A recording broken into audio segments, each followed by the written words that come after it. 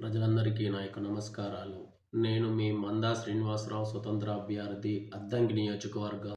2024 సంవత్సరం మే నెలలో జరిగిన సార్వత్రిక ఎన్నికల్లో నేను స్వతంత్ర అభ్యర్థిగా ఎమ్మెల్యే పదవికి పోటీ చేశాను.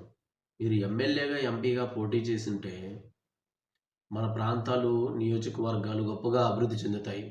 చరిత్ర చదివాం, టెక్నాలజీ చదివాం, సైన్స్ చదివాం, మరి అన్నీ చదివాం. మన దగ్గర బుర్రలో ఆ యొక్క పాతుకుపోయిద్ది మనం చదివిన చదువు. మనకి చదువు నేర్పించిన ఉపాధ్యాయులు గొప్పవారు. మన బుర్రకి, మెదడులో నాటుకుపోయేటట్టు వారు నట్టు బోల్ట్ పెట్టి ఫిక్స్ చేసి వదిలేశారు. ఇంత చదివిన మనమే ఎన్నికలంటే ఎందుకు భయపడతాం? ఏమీ చదవలేని ఏలుముద్దరగాళ్ళకే ఎంతుంటే, ఎన్నికల్లో ఎమ్మెల్యేగా, ఎంపీగా పోటీ చేసి గెలుస్తుంటే, చదువుకున్న మనం ఎందుకు పోటీ చేయకూడదు? ఈ ఏమీ చదవని ఏలుముద్రేసే నాయకులు ఎన్నికల్లో వచ్చి, వారు ఏదో దేశాన్ని ఉద్ధరిస్తామని చెప్పి, లేకపోతే రాష్ట్రాలని, ప్రాంతాలను ఉద్ధరిస్తామని చెప్పి ఎన్నికల్లోకి వస్తున్నారా?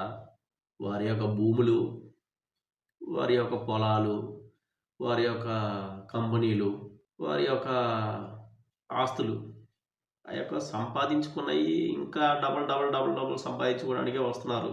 క్షమించండి ఈ మాట మాట్లాడుతున్నాడు. అందరూ కాదు, దయతోటి గ్రహించాలి. కొందరు నిస్వార్థంగా పనిచేసేవాళ్ళు, కష్టపడి పనిచేసేవాళ్ళు ఉంటారు. ఇలాంటి నాయకులు ఉన్నంత వరకు మన ప్రాంతాలు ఎప్పటికీ అభివృద్ధి చెందవు.